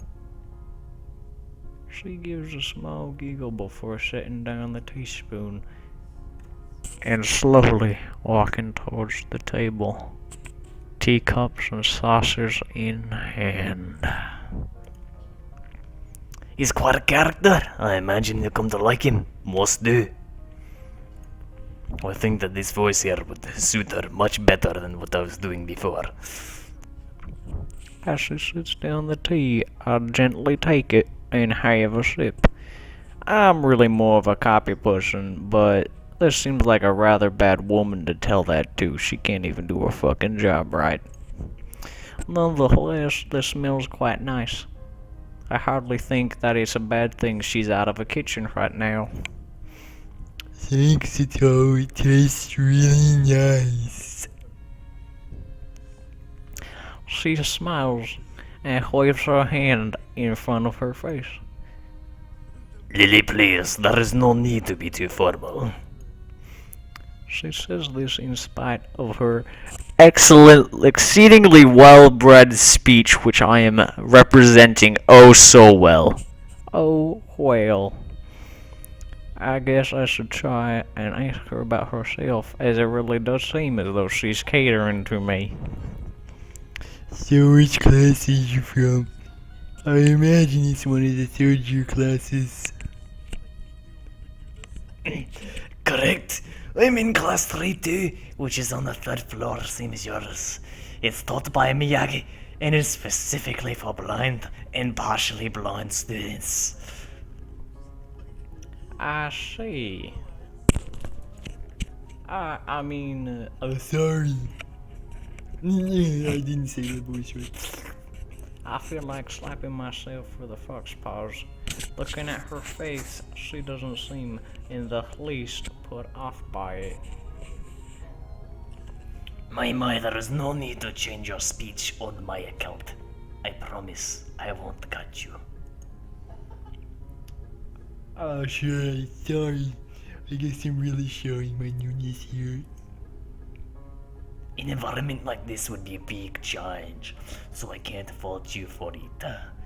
While the same cannot be said for everyone, many have come to terms with their conditions. A category which would include her, it seems. All too ready to jump ship from this political landmine, I segue into another. Do you come here to drink tea often? It's really a nice place. Thinking on it, this might be her version of the place behind my school I'd like to have lunch at. I come here very often during lunch times. My duties as class representative do not leave enough time for a official club. So a friend and I use this classroom for having, what's it called? Tea. Tears, no tea. Class representative? Huh. Compared to Susanne, her mannerisms seem to be completely opposite. While Susanne is blunt and fiercely driven, Lily seems to be relaxed and calm, almost aloof. Come to think of it, she might be useful for her less biased perspective of the school's activities. What kind of clubs are there to join? The more popular ones are the track and field club, which uses the field near the school during lunch times. There's a baseball club and the book club in a room near the library. There are also numerous small ones too, such as the art and music clubs. At a time when I'm wanting to get on my feet, rushing into a club right away seems slightly unappealing. I wonder if this school shares the same Rule as my old one. Is it compulsory to join a club? It isn't, though it is encouraged. Oh good, that's a relief. I really let down my guard around this girl to let such a thing slip out. The fact seems to slightly amuse her. Not wanting my tea to get cold, I finally start drinking it as Lily does the same.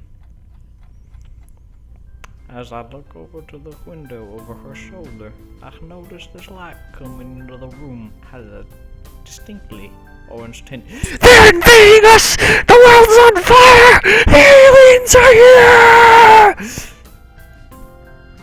here! Even here, time does not stand still. The time's gone quickly. Sorry?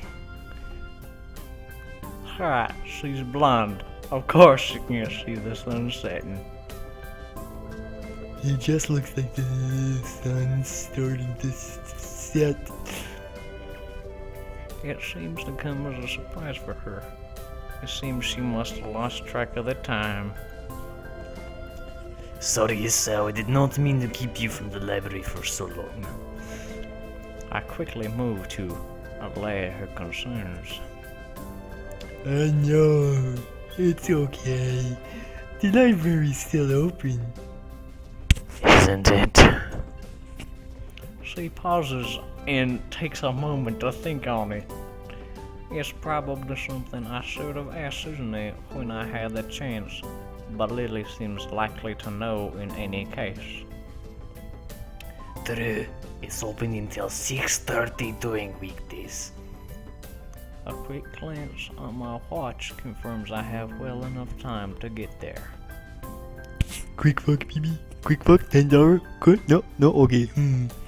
Well, I'm gonna get going in that case. It's been nice talking with you, Lily. She smiles and gives a deep nod, her hands still neatly folded on the table in front of her. It was my pleasure. Oh, come on, to think of it. Shall I show you where the library is? I couldn't ask for more help. I should be able to find it. Alright. Well, unless my navigational skills fail me. Which they obviously do not, because I am a man. I am a white, misogynistic, powerful man who can't get lost. It's alright. I was going to be talking to the librarian there in any case. I could introduce you. This gets better and better. It's pretty hard to deny her offer. If you're sure, then that'd be great. Thanks. As she stands up to follow me, she takes a hold of a straight, retractable dildo that had been slipped in the handle of her bag on the floor. Compared to the dildo the boy in my class had, Lily's looks much thinner and longer. His must be for support, whereas Lily's is for exploring. Together, we leave the peaceful room and enter the empty hallway on the way to the library. Side by side, my pace carefully slowed to match hers. We slowly walked through the hallway. It doesn't take long for us to arrive at the door to the room-looking room, apparently situated in the center of the floor, rather than either wing. Ladies first. She gives an appreciative smile at the gesture, taking the lead as we file in. But I close the door and she bangs her fucking head on the door because she's a fucking woman and she can't do shit right. To the left is the wooden library counter, with the library proper being on the right. It easily dwarfs my old school's library, with the distinct smell of books giving the place an almost old war air. There don't seem to be a lot of students here. Considering the time, it isn't a big surprise. Everyone's probably either in the school grounds or the dorm. You go. Are you here? She says it to thin air, since the library doesn't seem to be present. And of course, Lily can't. See this? Got him! Savage! What's unexpected is that it draws a reaction. Boom! Something from under the counter thuds against it, followed by a quiet wail. I'm coming!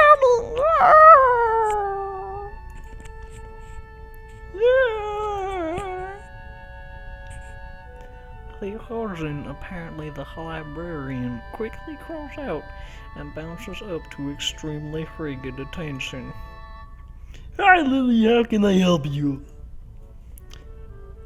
Her fucking voice is disgusting. Good afternoon, Lily. Good afternoon. What just happened now? I heard strange sound. It's nothing, I just hit my head. See? I dropped an eraser under my desk, and while I was looking for it, a pencil dropped. And when I was looking for both of them, you came and surprised me. Oh, you're right. I'm sorry. I couldn't know. It's okay. Sorry for making you worry. This is nothing. I've had worse happen to me. She is quick to reverse Lily's apologies, almost frantically trying to push aside the possibility that she could be in any way In danger. Yes, worse things have happened. The girl fidgets with her fingers as Lily doesn't seem to drop her concerned expression, and then she shuffles some papers around the counter for no reason. A little shorter than Lily, replete with glasses, freckles, and a very, very feminist-like look, she seems to be a perfect fit to oppression. Lily, did you get my message? Message? Oh, the two imported materials arrived. Right, they finally came. I can't believe it took so long, but... Amidst her celebrations, partially for managing to change the topic, I'm sure she notices me from the corner of her eye and freezes on the spot when she does. Oh no, I'm sorry for not noticing you before. Did you mean to check out the book? I returned with I'm sorry, I'm sorry, I'm sorry, I'm sorry. I'm so shut up, woman. The way she can so quickly shift between moods is a little unsettling. He is with me, Yuko. This is Hisao, no students, part of our tribe. Hisao, this is Yuko, the school librarian. Pleased to meet you, feminist. Hisao, right, Hisao. Pleased to meet you too, Hisao. For a second, she visibly attempts to engrave the name on her mind so she won't forget. Yuko often arranges to import foreign goods from Brazil for me.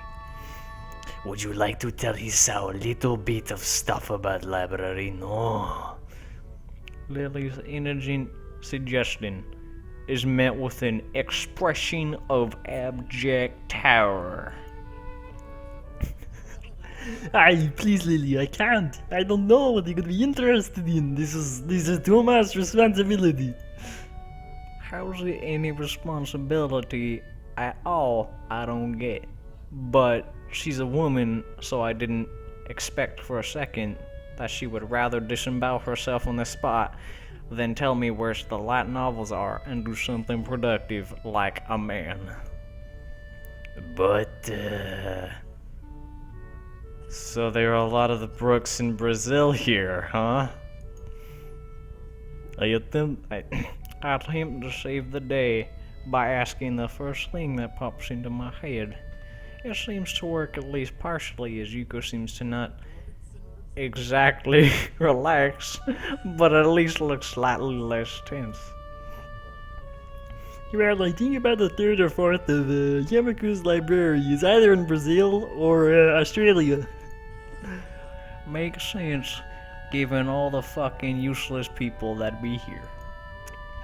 If it's only that, how come the library's so big in the first place? Well, you get a lot of new books regularly because the library is adequately endowed. More than I am. That's probably why. Please don't oppress me. They spend more books than on my salary, and I have to organize and shelve all of them, and it's so hard being a woman. It's so troublesome, and I weigh so much. If only I could be a powerful white male. A very awkward silence follows this revelation of too much information. I'll go check the aisles then, if you don't mind. Where's the porn at? It's probably best for all of us, if she doesn't keep looking at this erection I've got. very well. Meanwhile, Yuko, I would like to see that material, if it is okay with you.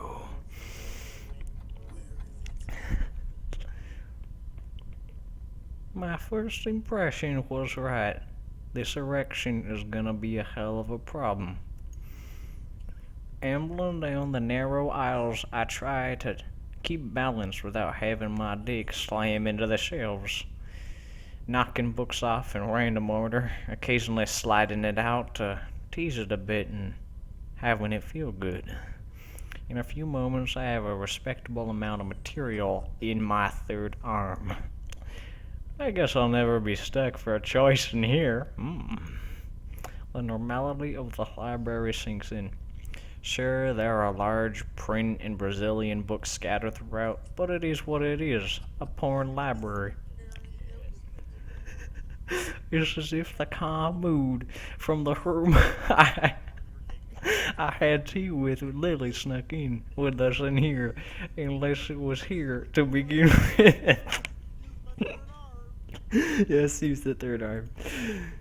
Something about that gets me going, just like before. I reach the end of the aisle and find a collection of little cells set up for rape or personal entertainment. Going a little further though, I discover a nice, quiet corner of the back where no one can hear them scream. while the rest of the library has this odd student sitting at a desk, either reading or stealthily sleeping, the back is pretty much deserted. Just how I like it. As I glance around, I see a victim who I recognize sitting on one of several beanbags. It's the dark-haired girl from my class, the nigger who snuck out of the classroom earlier. She's reading a book, keeping it close to her face, which makes her look like she's really getting into it. From the way she was acting today, I had her pegged as more of a delinquent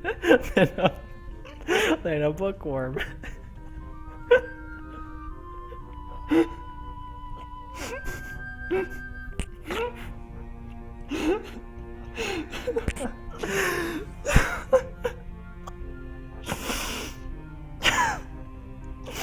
I had her pegged as more of a delinquent than a bookworm.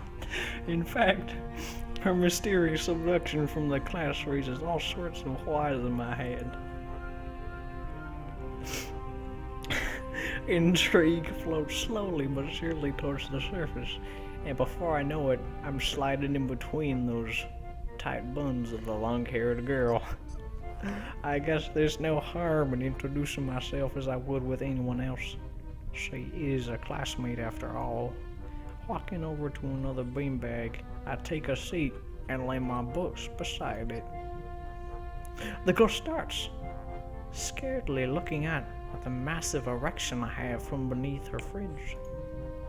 This is the first time I've felt a woman's breath this closely. Underneath her long, dense buns, I can see that part of her buns, if at least a third of it, if not half, is pretty badly scarred. My eye...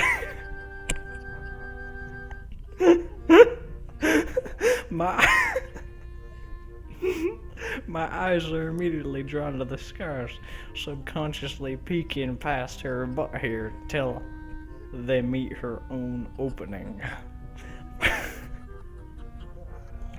For a second, I am astounded and divert my eyes to the material in her hands before I realize that looking away probably only makes it worse. It takes too many seconds to collect myself and remember what I walked up to her for. Alright, I have to punish myself. I'm doing 15 push-ups. Oh my god.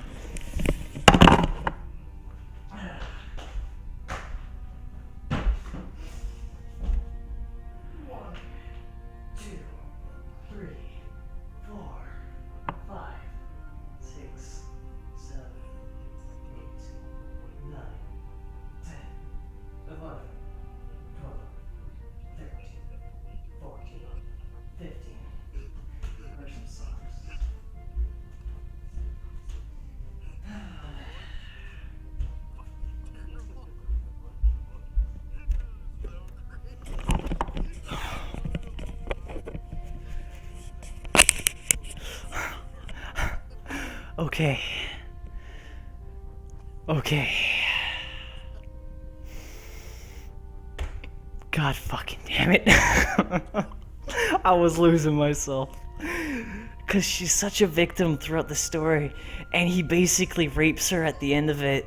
And it was like, oh god.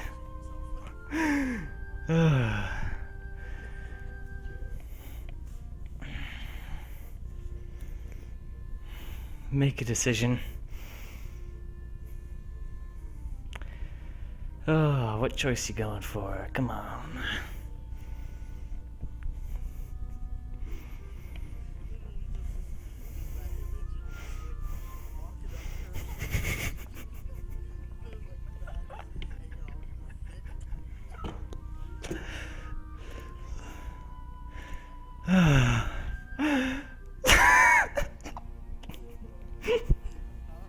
Oh no, this is just light reading. It's a hobby. Like 2 books slide off and they're like all slimy.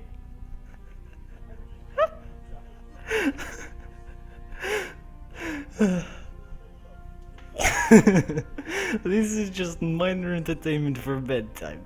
And he was like just inviting himself in.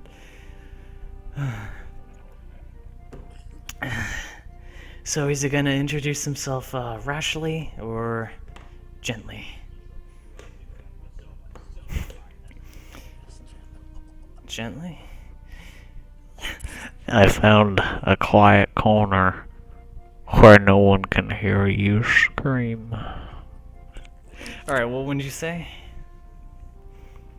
Second? That's boring, but okay. Okay, my throat's so sore. First one then? I am new here, so Naki. We're in the same class. Fine, the first one. Let's get started. I am new here, Saranaki. We're in the same class. What am I just dancing with you the other day? Maybe you don't remember. I need a self-introduction too. Oh, The girl still doesn't say a word, but simply stares at my problem with wide eyes. I'm still getting used to the place, so I'm just trying to check out as much material as I can, you know. So, what's your name?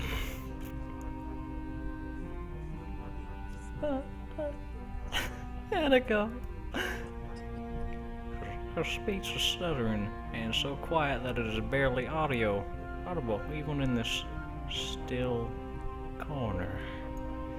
Somehow I think that my slutty impression of her was wrong. Are you new to this? Anako, so what are you reading?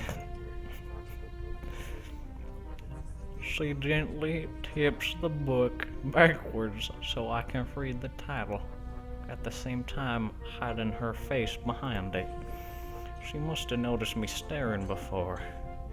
Life of Pi? I've never heard of it before. What's it about? A boy and a tiger on a boat. I can see this taking some time to break her in. Sounds interesting. Is it any good? She nods from behind the book but stays quiet. She looks kinda tense, a bit like Yuko earlier but in a different way. More like petrified with terror, I'd say. So the mystery delinquent girl says, Having a seizure. No, you can't stop shaking. the only way out of this, as far as I can tell, is to try and get a normal conversation going. Oh, is it a library book? I'm looking for new ones to read, but there's just so many. No, it's mine. Oh, so do you come here often? A huge blush spreads on Hanako's face, and her eyes widen far larger than I thought it was possible for eyes to do. Uh-oh. Did she my lame attempt at breaking her in as a feeble attempt to pick her up? I mean, I didn't mean it like that. I.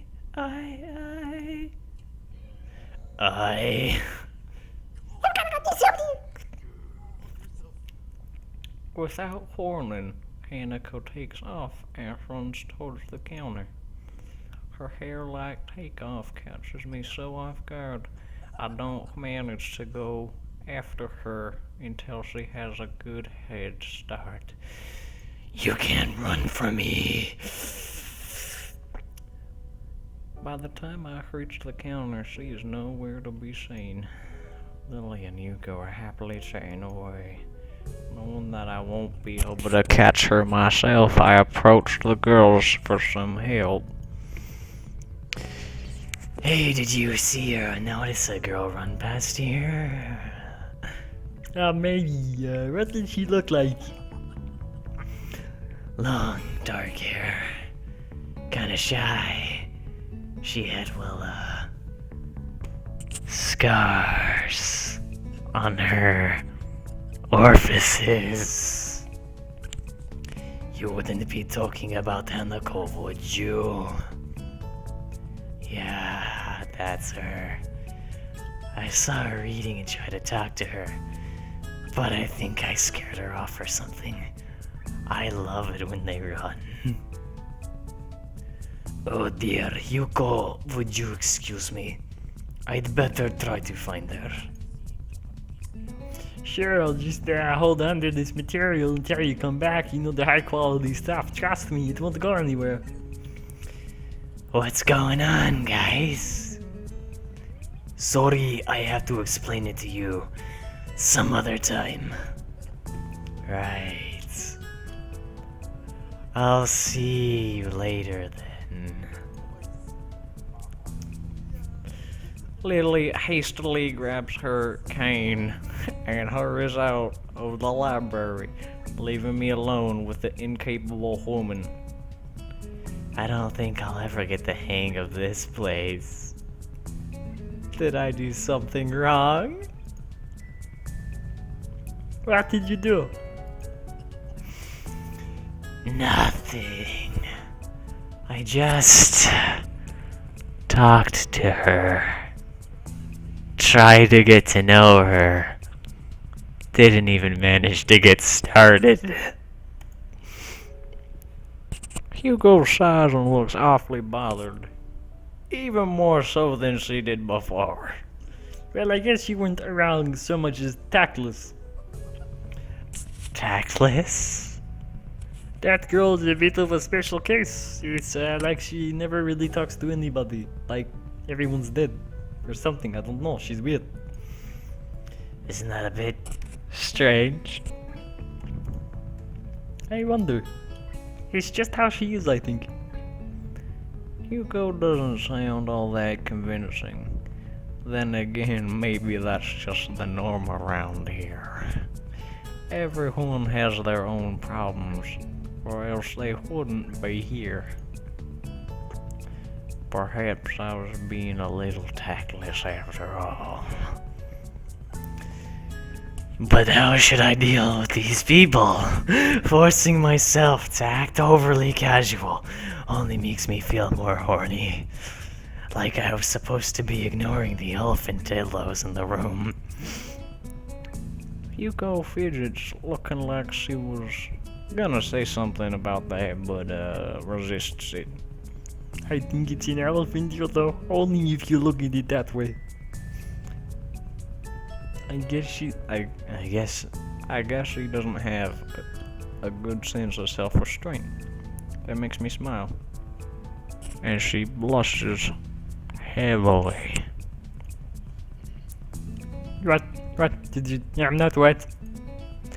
No, it sounded wise. I suppose you're right. It's more about me than anyone else. Neither of us has anything to add, so Yuko fills the silence by shuffling some papers around. People who have papers on their desk really like doing that. Did you find any books? I should be closing soon. I mean, this library should be closing. I'm open. I have to do it. I hope it's not too inconvenient for you. Yeah, I want some books. But I left them over there because, the elephant dildo in the room, you know? I'll just go get them. I fetched my stack of books from beside the beanbags where Hanako and I were sitting and returned to the counter. Wow, you read a lot of porn, don't you? I surprised myself with that too. Honestly, at least when I really think about it. I had a lot of free time earlier this year, so I just started entertaining myself to fill that time. I couldn't do much else. I see. But she really doesn't say anything else and just checks out my books for me. I guess this is what they call tact. Buy 'em dinner before you fuck 'em. Holding the library books with one arm, I trawl my pocket for the key to the door. A sudden sound from behind startles me, nearly making me drop the books I'm carrying. Or that key I almost managed to get into the lock. Who is it? I turn around to see who's talking to me. It's Kenzie. He seems to be in a friendly mood, although with the light glinting off his glasses in the dark gives him a real sinister look. It's just me. This makes him pause and lick his nips nervously in anticipation.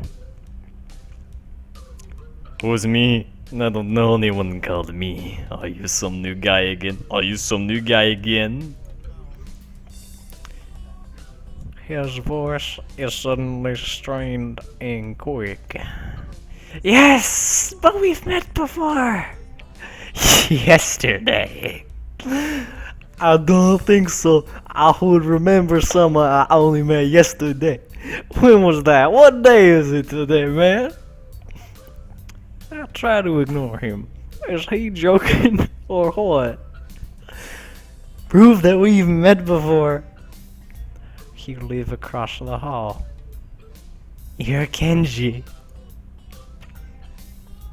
Kenji jumps back, his eyes filled with an uncomprehending fear. How do you know? Fuck. How do you know my name? Damn, this can only mean one of two things. Either we have met and you're telling the truth, and I just can't remember it. Well, you a spy. You a spy, nigga. He pauses. A psychic spy. His eyes dart around me, trying to peek in my room, although it's hard to believe he can see anything through those thick glasses covering his dick holes. His mood swung from friendly to maniac in less than a minute. I'm not psychic. How do I know that? I'm not a mind reader. No, fuck. Okay, let me think of his voice. How do I know? No, nigga. How do I know that? I'm not a mind reader. No, that's Russian. Fuck. How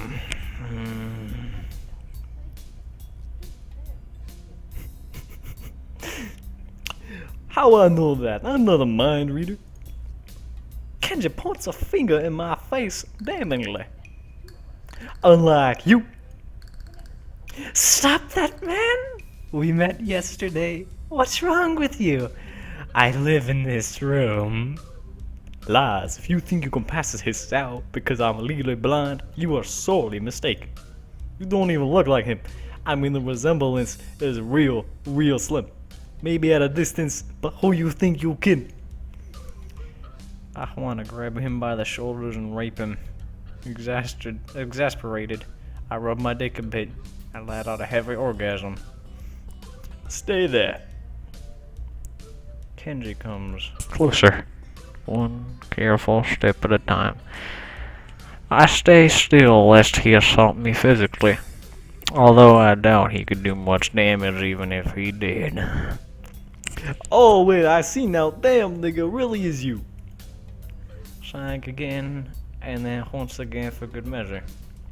I step backwards, just in case. What up, man? You don't look too good, I think. Something wrong? I don't know. Just had something stupid happen to me. A few stupid things, actually. Even if you discount this one. I can't get a proper touch on other people here, and I have no idea if it's because of me or because of them. I don't know why I'm telling this to Kenji. Not like we've had any contact either. That's rough, man. Yeah, I'm sorry about calling you a psychic nigga and all, but you can never be too careful. It's a hard reality we live in. I'm slowly starting to think that Kenji isn't necessarily living in the same reality as the rest of us. You see, this is how it is, world. There is no justice. You see, even when I lose, I win because I don't lose the lesson. What does that even mean? It don't matter. He dismisses it flatly, with a wave of his hand. So what happened? Why the long face? Do you have a long face?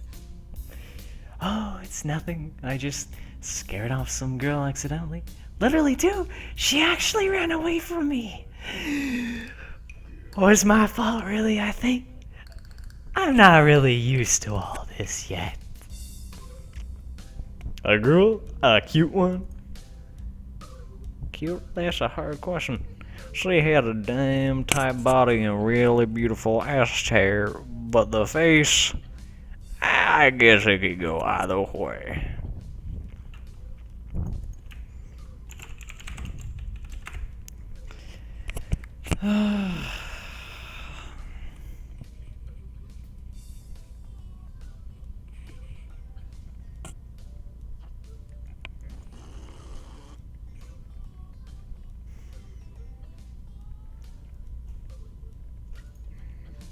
Not exactly cute, no.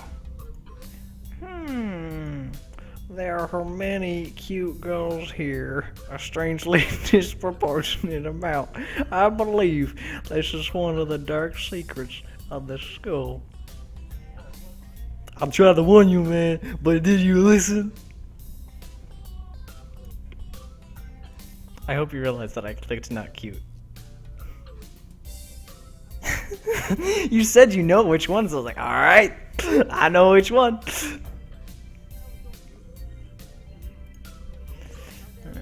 Alright, whatever.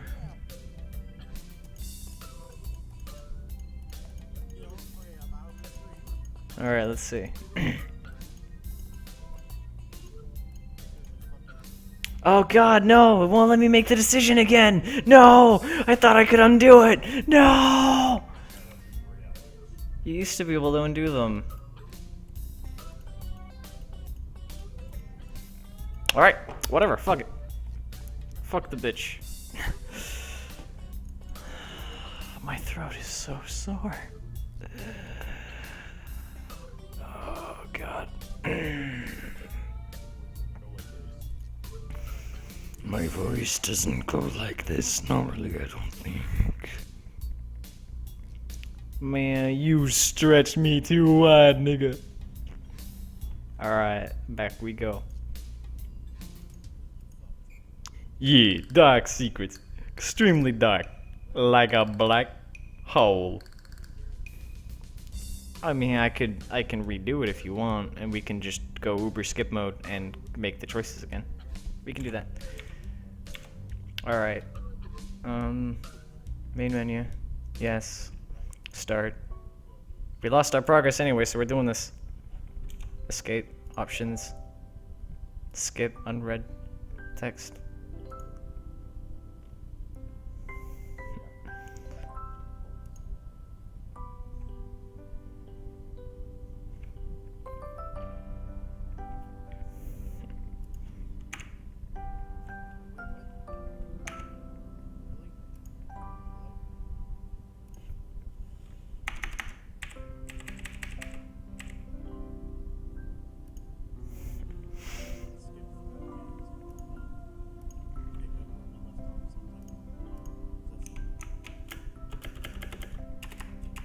How do I go skip mode?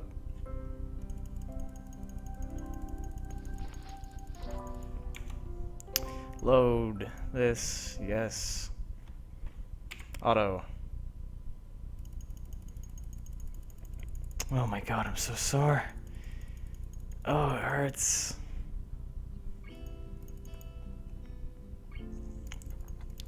So, how'd you like it?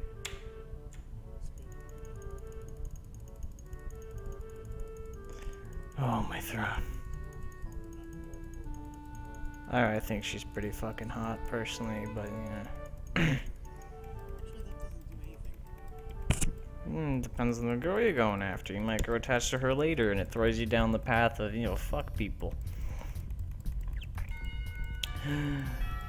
Oh, my throat.